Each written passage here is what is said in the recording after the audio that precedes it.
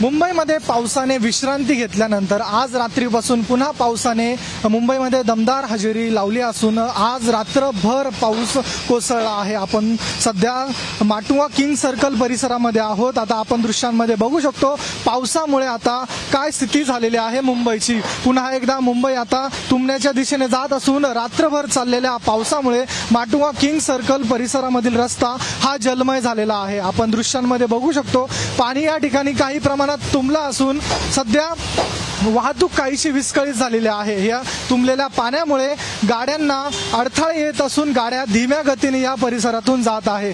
या ठिकाणी पाणी साचल्यामुळे पाठीमागे वाहतूक कोंडी देखील झाली असून इकडे महापालिकेचे कर्मचारी या ठिकाणी पाण्याला वाट करून देत आहेत। गटारे सध्या तुंबलेल्या असून या गटारा मोकळा करण्याचं काम महापालिकेचे अधिकारी कर्मचारी करत आहेत। तर दुसरीकडे मोठ्या प्रमाणावर पाणी साचलं असून आता हवामान विभागाने आज येलो अलर्ट तर उद्या मुंबईकरांना ऑरेंज अलर्ट दिलेला आहे। त्यामुळे आता पुढील 2 ते 3 दिवस मुंबईमध्ये अतिमुसळधार पाऊस कोसळणार असून नागरिकांनी आपली काळजी घ्यावी। कॅमेरा पर्सन अथर्वसह मी ऋतिक गणकवार, TV9 मराठी, मुंबई।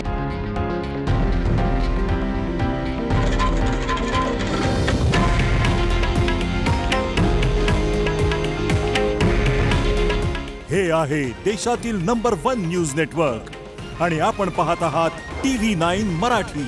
काळजी तुमची, हित महाराष्ट्राचं।